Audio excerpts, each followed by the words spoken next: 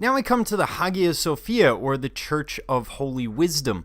And this is built as the Emperor's Church. It's initially built by Constantine, although it will be rebuilt a number of times, which we'll get to in a second.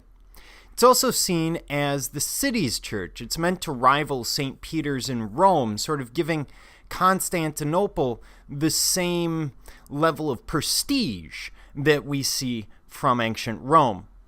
Now, the church is originally built around 326 to 360. It's then destroyed by fire in 415. By the way, you don't need to write all this down, but sort of the trend is important.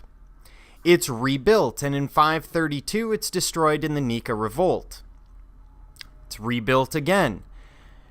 And they build this enormous dome, which you see today, which, of course, will collapse in 558 during an earthquake. It's rebuilt, but collapses again in 986, and is rebuilt again after it collapses again. The final rebuilding is in 1346. So the building keeps coming down, and the thing is, they're testing a lot of new ideas. The other issue is Constantinople, which is today Istanbul. It was Constantinople, but anyway, I was going to get into a They Might Be Giants song.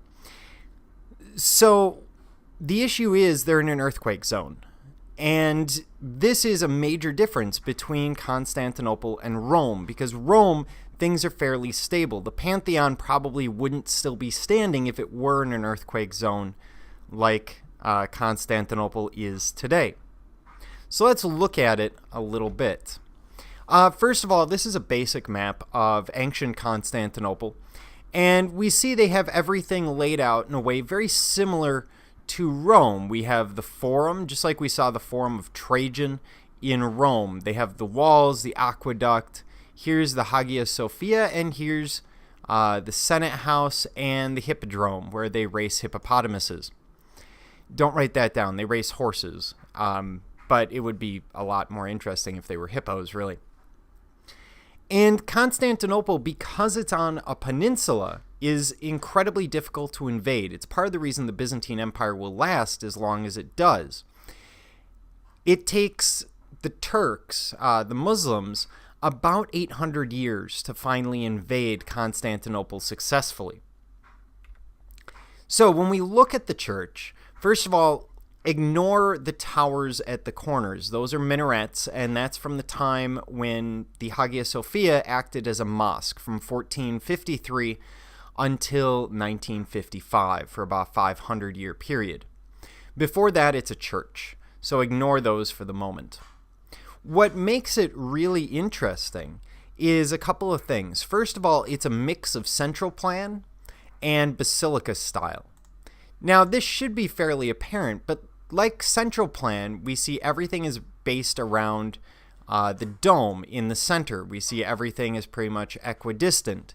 But much like a basilica, we've got this square form instead of rectangular, with the apse at the end, with the sanctuary in it.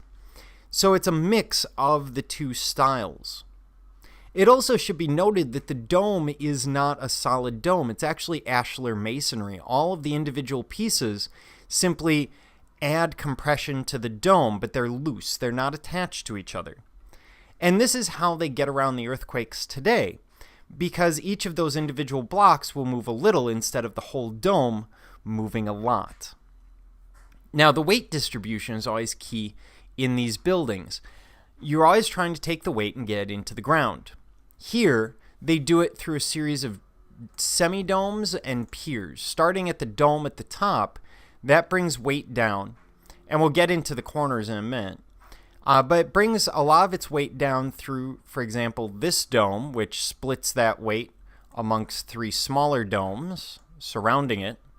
And then that weight comes down further through more domes or through piers, which are these pieces here, which are basically walls built perpendicular to the structural wall, and they're pushing back against that wall to stop its tendency to bow out and eventually collapse.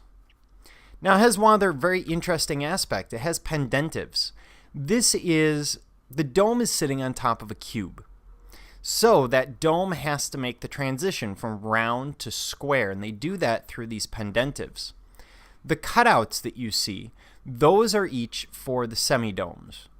And then the rest of the weight that isn't coming through the semidomes is going to come down into columns at the base of the pendentive. And on the right, you can see that in practice in the Hagia Sophia, where that weight is being transitioned into a large column beneath the dome.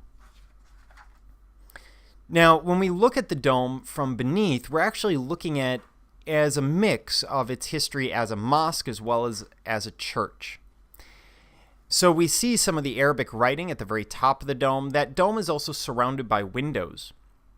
And that was supposed to give you the illusion that the whole dome is floating. It's going to make it brighter than floor level, creating a sense of miracle as you look at it, sort of architectural miracle.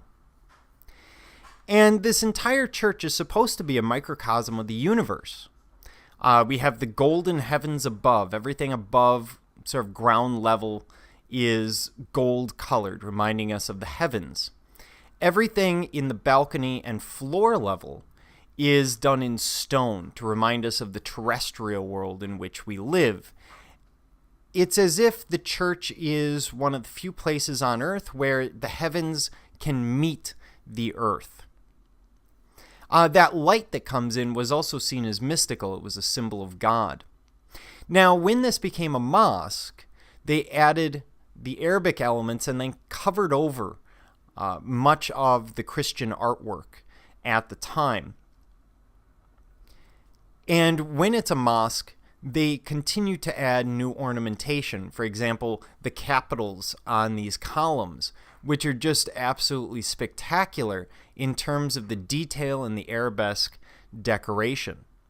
Now, in 1955, there's another earthquake, and the congregation at the time, it's a mosque at that time, doesn't have the money to do the repairs on the church. There's, of course, a massive structure, and it would have cost a great deal to pay for those repairs. Turkey, the country Turkey, decides that, you know what, we'll go ahead and do the repairs. But in return for that, we're going to repair it and turn it into a museum. It will no longer be either a mosque or a church because they saw it as a center of conflict in Istanbul. So today, this is a museum with both Christian art as well as the Muslim decorations that we see from its time as a mosque.